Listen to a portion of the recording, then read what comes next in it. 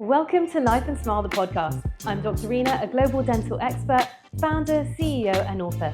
And for our 7th season, we're here to join you on screen straight from our recording studio at 75 Harley Street. Join me in each episode where we talk about everything dental, lifestyle, business, and much more. Join in conversation with an industry insider in their chosen field who give us a behind-the-scenes glimpse into their daily regime, career turning points, and an exclusive look at to what they can't live without.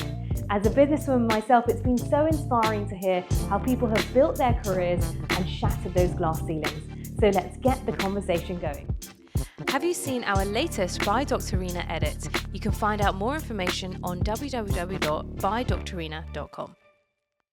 For our very latest episode, I'm super excited to bring back a guest who featured in our debut ever episode of Life and Smile Season 1. It is, of course, Francesca Ogiermann-White. Welcome back. We have so much to talk about since our last conversation. I know. I'm so, and also you've blown my mind that you said that I was the first ever guest. Yes. I don't think that quite resonated with me at the time, so it's a real honour to be back. You're very special. No, we had to get you back for our new season.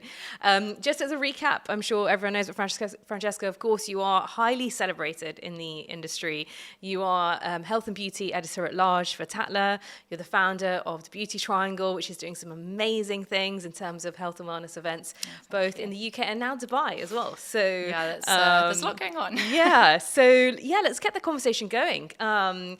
For people who've been following you for a while, it's so inspiring to see just how much you've achieved in your career, how many things you're doing right now and juggling. But if we start off kind of from the beginning, just talk us through, like, how did your interest grow in the industry and how did it all kick off, essentially? Oh my goodness, where to begin? Well, firstly, congratulations on 7 seasons. Thank you. That's completely epic. I don't know where you've managed to fit in with like having a baby, having another one, running a clinic. It's really inspiring. So yeah, I guess sort of looking back on everything career-wise, I always wanted to start out in fashion. I think we probably discussed this in the first ever podcast, and I sort of fell into beauty, which back in the day was writing about lipstick and fragrance and the latest moisturizer to hit the beauty hall shelves. And I was really lucky to be working at a magazine like Tatler, which was the only publication back in those days that was really addressing surgical and non-surgical and also spa and wellness. And I really got sort of like sucked into that way of writing, talking. I think fundamentally because when you're talking about medical procedures, aesthetic procedures, surgical, holistic wellness, it's all about people. And I loved the fact that I got to meet fascinating people like yourself, all sort of amazing practitioners from all different specialisms and walks of life in health and wellness. And so, yeah, my interest grew in the aesthetic, the sort of grittier side of beauty, I suppose you could say, but also the really tangible and results-driven stuff.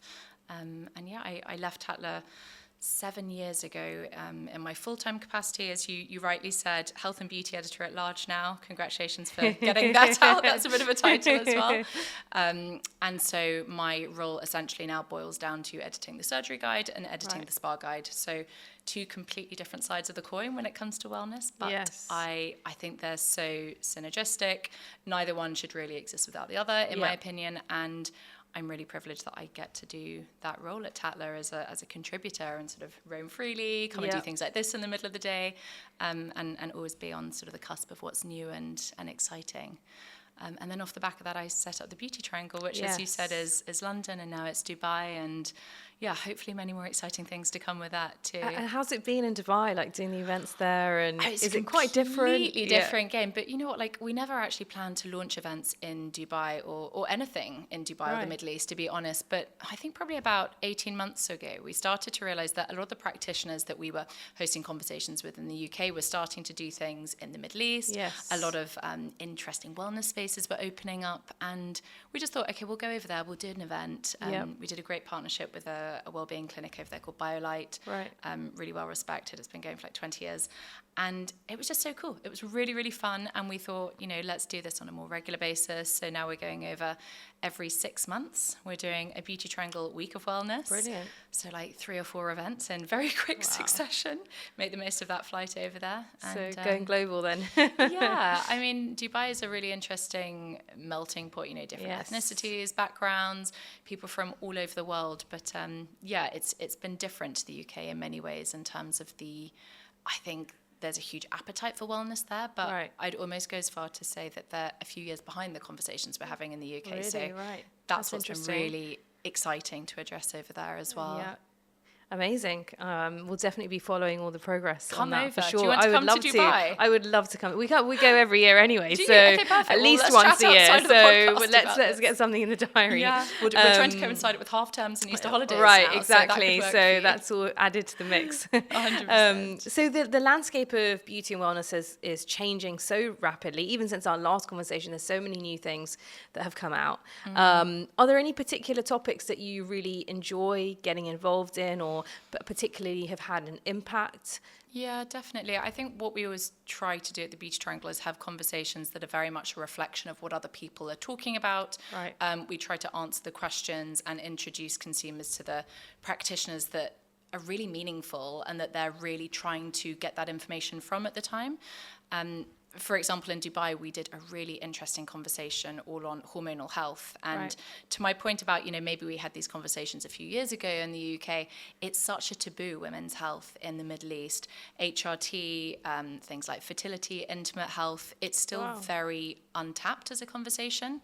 And so I think it's always really exciting to get behind a discussion and really accelerate it. Right. And sort of steer it and yeah, exactly. Sort of get the information out there when people are really needing it. So I want to do much more around fertility, egg freezing, IVF. That's a whole sort of aspect of wellness we've never really tapped into.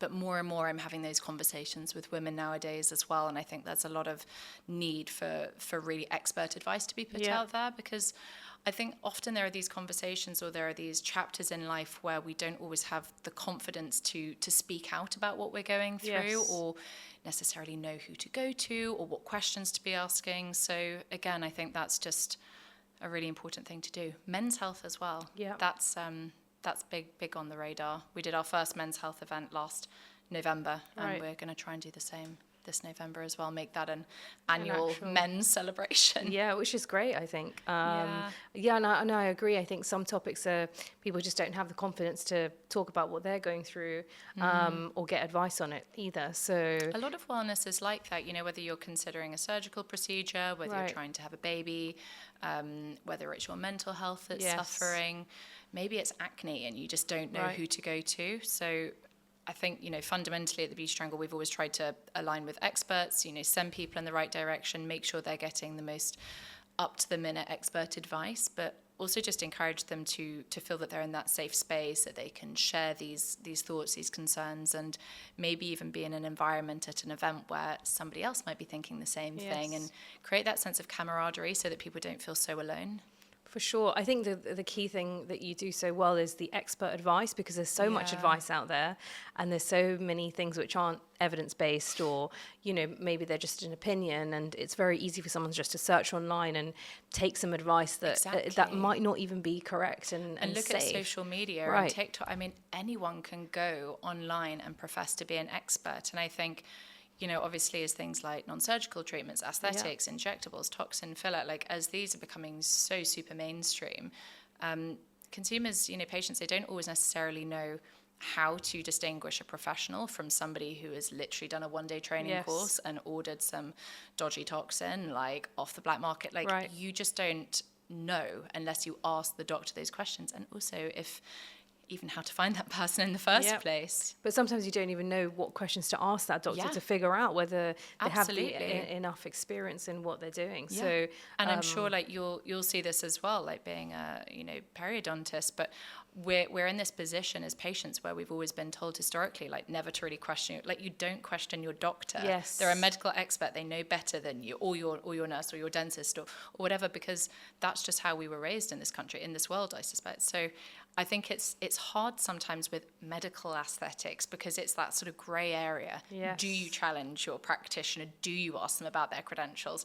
I mean, what patient has ever said, can I see your certificates? Where are they? But we're all told to do this. So it's a really hard one to give patients the confidence to feel that they can have those difficult, sometimes, conversations. Do you think that's changing though? Because with exposure to better information, do you think people are now asking those questions more, or? I think they are. I'd like to think so. I think it's the case of like, if you talk about something for long enough, people will eventually, it's like SPF, right? Yes. Like maybe 10 years ago, everyone was like, SP what? Yeah. Whereas now So everyone's true. like, yes, we know, we're on it, SPF 50 every day. So Right. I think hopefully just the more conversations you have about these things, the more people are like, yep, okay, I get it. This is medical. This isn't a facial. I'm going to go in. I'm going to be prepared. Yep. Makes sense, for sure. We spoke about the beauty triangle. We spoke about kind of the conversations you're having, the key topics, obviously differences in the UK and Dubai. Do you feel like kind of on a global scale, there are other parts of the world where obviously conversations are quite different or topics are more relevant? How do you see that kind of changing? Yeah, definitely. And actually, it was really interesting. I think last September I went to Miami with Galderma, big, obviously, like pharmaceutical company. They do the fillers, they do the skin boosters, they do the toxins. And it was this this sort of like think tank, I suppose, of really amazing practitioners and some journalists and press and sort of thought leaders in the space. And we were all coming together to look at trends across aesthetics. And it actually really shocked me looking at different parts of the world and understanding how they perceive aesthetics. Like, for example, in Australia, in Asia, they had such a wildly different approach to aesthetics. You know, they were actively doing things to alter their appearance. Whereas in the UK, we're always told aesthetic treatments, you know, beautification, whatever you want to call it, you know, it's very much there to bring out the best version of you, to replace what you've lost. Whereas I was in this room with this incredible Australian cosmetic doctor, and she was like, nope, I actively have a patient who wants to look like Barbie, and we're getting her to that place. And I just thought, this is so wildly different to what any UK practitioner has ever told me they do to help their patients and work with them in that way. I guess different parts of the world. I mean, South America, huge appetite for cosmetic surgery, and they see it more as almost as a sign of respect for themselves, I think, to really make the most of their physical appearance, aesthetic appearance. Yeah. Again, I think in the UK, sometimes we feel like it makes us vain to do these things. And I often have this conversation with women postpartum, post-pregnancy, and they really struggle with the idea that they want a procedure, they want a surgery, they want to do something because they're like, I should be grateful. My body gave me a baby. Yes. But at the flip side, they also want to do something to address how they feel about themselves on the day-to-day. And I think in the UK and Europe, we struggle a lot with the association of guilt, of vanity, of doing something for ourselves sometimes. So it's really interesting to look at other parts of the world and realize that we don't always have to beat ourselves up about wanting to do something or aspiring to be a different version of ourselves. Yeah, for sure. And something that's kind of not normal here is completely normal in another side of the world. So yeah, exactly. So having the confidence to kind of have those conversations and the self-care side of things, for sure. Yeah, it's massively important. And like I said, in Dubai as well, you know, they have all the opportunity, they have all of the wealth in that country, but they don't always know where to go for the expertise and the guidance. So that's why travel is always endlessly fascinating, right? And meeting other people and just realizing the world is such a diverse place. And seeing how that will change over time as well will be key. Yeah, I agree.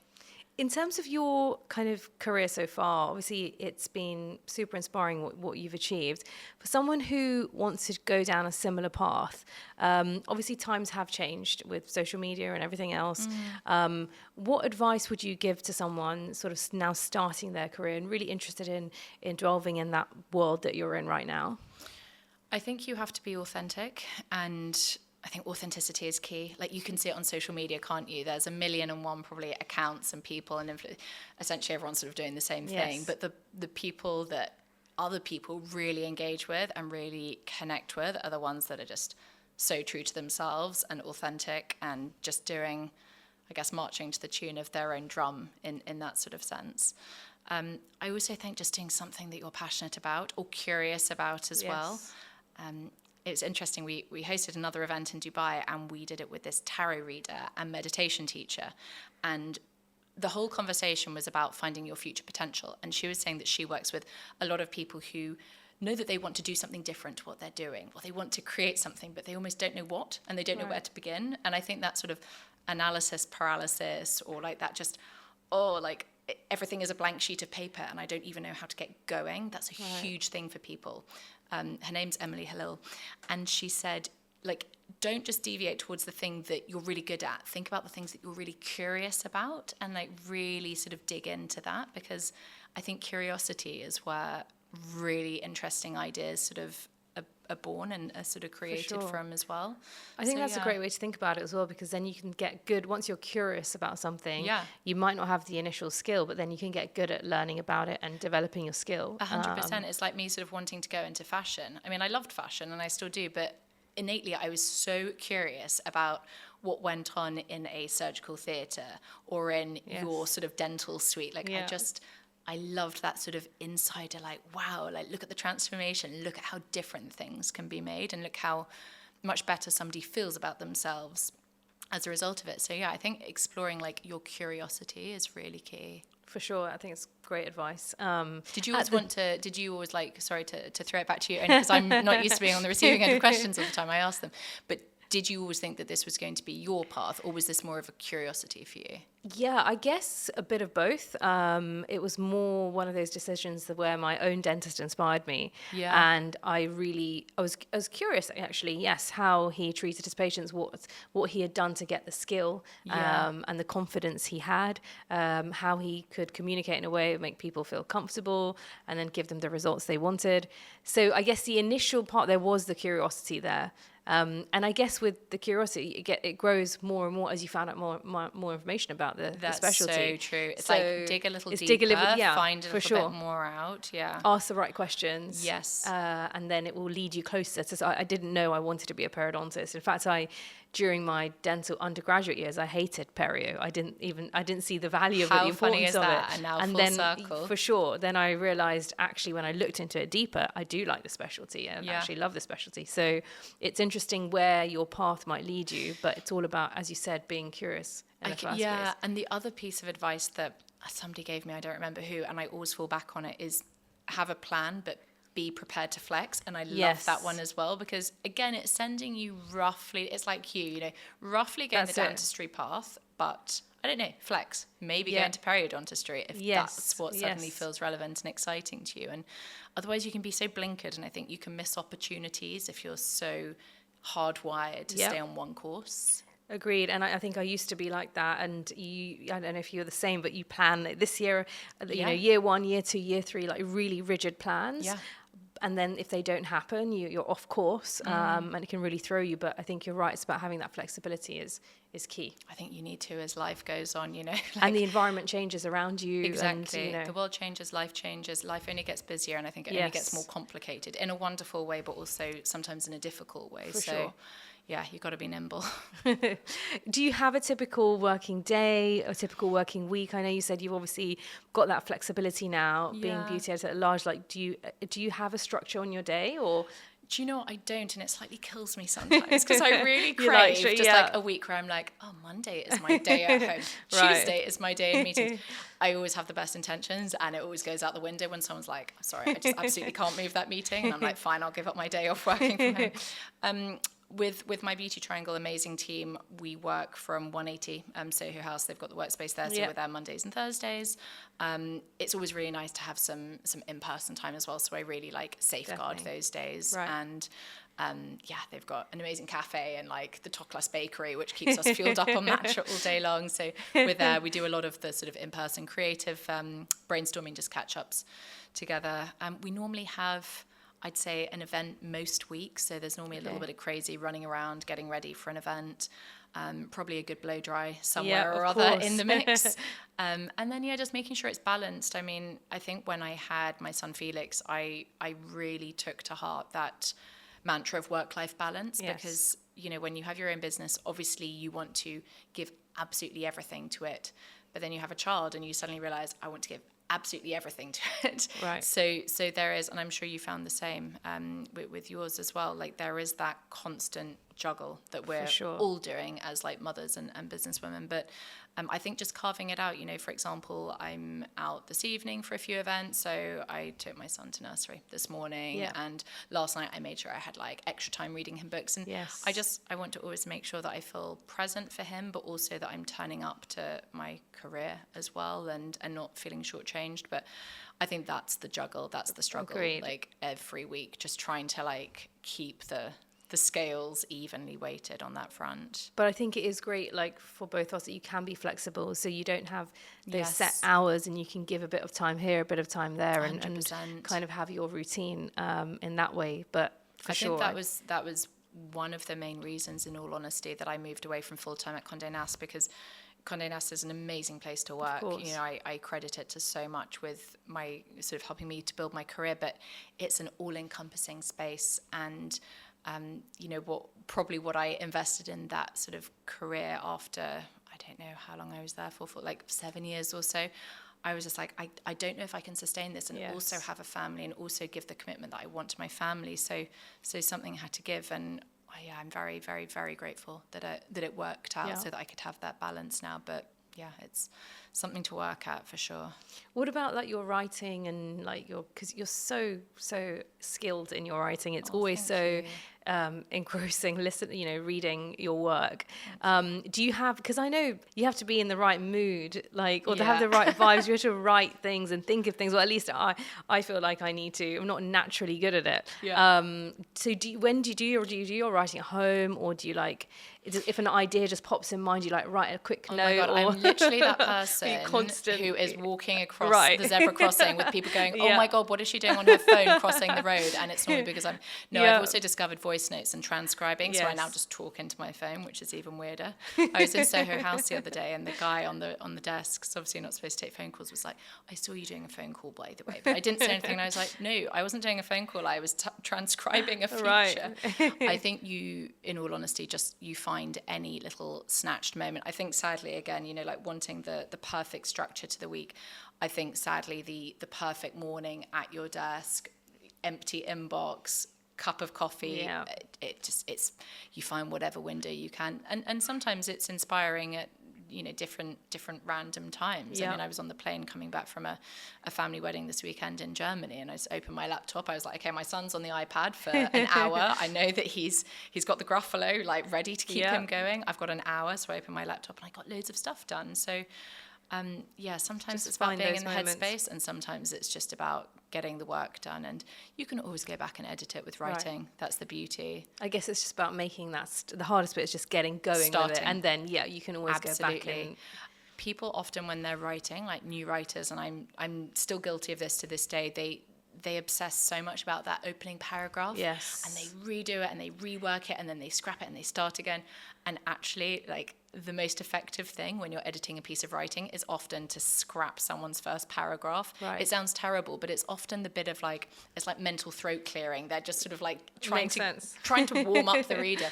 If you cut that out and you get straight to the content in paragraph 2, it's really strong. But yeah, people are always a bit upset if they see that you've completely scratched out their first paragraph that they spent like 3 hours writing. You're like, no, waste. What keeps you inspired? Like, because you obviously you have to motivate yourself. You're running your day. You've got to get the work done. What keeps you inspired every day and motivated? I was going to say really good coffee. That's a bit of a rule, like one really good coffee every day. I think, in all honesty, just meeting other people. I think, the energy that you get from meeting somebody, like, that's when proper chemistry happens, isn't it? And you can think that to do your best work, you need to sit in an empty room, totally devoid of anything, noise, music, people. But for me, it's coming, it's meeting somebody, it's having the conversation, and then it's leaving and going, oh my God, I've met that amazing person, and they have this specialism, and they do all these things differently. And like, my brain starts ticking. I'm like, I could do an event on this, and they'll fit in here, and we'll have this conversation about this, and it'll be so different. And I don't know, it's really exciting to sort of curate things in that way. And I think people are just endlessly fascinating. So I get a big kick out of just being out and about and meeting people, even though I'm a massive introvert. Like, in my professional world, I'm like, I want to meet loads of people. It's really weird. I've had so many conversations recently on Life Smart about like other people, energy, like the energy you get from some people will drain you, but some people you'll actually feel uplifted. 100%. And that just keeps you going. And I think everyone needs a little bit of that in their week. Otherwise it can be quite isolating just at home, working at home the whole week. So I agree, and I think there are a lot of people working from home now, and I think like social loneliness is a huge thing as well. And we all think, look, when things like lockdown happened, we were all like, how amazing, I get to stay at home, I can be by myself. Yeah. And then I think obviously people started to become aware of the repercussions of too much time by themselves. Exactly. And for people who work from home, I think that's something to really be mindful of and make sure that you are still getting out, you're meeting people, you're talking to people, you're moving your body, you're just having those social interactions, which we sometimes take for granted, or we think they're not important. And I think social wellness will be a massive trend that's going to come out sort of soon. Definitely. Like the importance of being around other human beings in longevity, I think, is really untapped, but will really sort of exponentially take off at some point. I think that'll be a super interesting area for sure. Come back and we'll do another podcast. But that's it. It's a season 25 or something. I have a question for you that we asked you last time. I wonder if it's changed. But in terms of 3 things that we can find at your desk or in your handbag if you're out and about, as part of your mini survival kit, I wonder what they are now. I remember last time telling you it was a fountain pen. Yes. I think. And sadly, that isn't true anymore. Because I don't even carry a paper diary. I used to be so obsessed with my Smythson paper diary. Yes, you mentioned Smythson, exactly. Everywhere with me. I had my to-do list, I had my week. Yeah. Now everything's on the phone. I mean, I resisted it for such a long time, but obviously everything's on email, everything's on the phone. True. It's easier. It's one thing to carry. I get it. So now I would say it's always a lipstick. I probably told you that last time as well. Maybe the lipstick's changed. So it's always a lipstick. What else? AirPods, because again, I think I'm always doing like a call or a meeting, something random. What else? I guess your phone. Definitely always the phone. I mean, everyone feels like they've lost a limb if they haven't got their phone with them, don't they? Little hairbrush. Sorry, I've gone over 3 now. Laptop. That's always been it. The reason I carry such an enormous handbag with me. So you prefer a laptop over like an iPad when you're out and about. Yeah, you need your laptop. Yeah, I'm the same. I get really inspired just being around people and working. At Tatler, everyone always thought I was really weird because I'd actively leave the office to go and work in a coffee shop instead. Really? Because I love the fact that when you're out and about, like the background noise, what some people see as distraction, I see it as almost white noise. Yes. Just sit in a coffee shop in the window, like good cappuccino, typing away. Actually, one of my favorite Spotify lists is coffee shop background music because it's actually so soothing and it gets you in the zone. Exactly. And where can we find you kind of out and about? What do you enjoy doing out of work? I mean, a lot of it has probably changed in the last 3 years since having my son. I'm sure you'll agree as well. My weekends used to be like, I don't know, I'm going to get up at 8 a.m. and go and do Pilates. I can't remember the last go time for I a had brunch. No, exactly. Weekends are very different now. If we're talking about weekends, like off-duty time, it's obviously family. It's probably things like a really nice pub lunch somewhere. Yes. We recently moved from de Beauvoir in Islington, and we were so spoilt for amazing pubs around there. So I'm missing some of those now. But we eat a lot of food on the weekends. Always lunches, always some dinners out. We're temporarily, whilst we wait to move house at the end of this summer, living in Bermondsey, and I've rediscovered lovely. this area, and it is so cool. I mean, It's amazing wine changed bars, so much, hasn't restaurants. it? Oh my God, they have this incredible tapas bar, Jose, and they have this bakery called Le Comptoir, and they do honestly the best croissant I've ever eaten in my life, and I am such a disciple of a good croissant, so that's been really nice. And otherwise, I think just getting out of London sometimes as well, traveling, getting into the country. Again, like spa breaks and things are sort of slightly long gone, but every once in a blue moon we might manage to get somewhere sort of like nice country hotel, like a Heckfield or the Newt, like all of those lovely country bolt holes. I just think are special. They make a weekend feel like a weekend. For sure. And I think just trying to slot them in where you can makes a huge difference to your energy levels. And I think so. And I think, you always have to have that next thing to almost look forward to as well. Agreed. Because otherwise, like, the year can just go back it can just whiz through like that. And, you can often look back and go, where has all this time gone? So you do need to find those moments where you punctuate it. And it often feels like a stress. I'm always like 1 a.m. still packing the suitcase going, I said that I wouldn't be doing this. I'm glad I'm not the only one.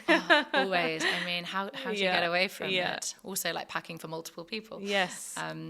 But yeah, it's still important to carve out that time. And I think for your family to all connect and grow and, have a lovely time together. Yeah, for sure. Francesca, thank you so much for another inspiring conversation. It's really great to have you back on Life and Smile, and look forward to hopefully having you back again in the future. Oh God, thank you again. Love to. Episode 3000. Yeah, let's put it in the diary. We'll do it. Thank you so much for having me. You're welcome. Thank you. Thank you. Check out our latest By Dr. Rina edit on www.bydrrina.com.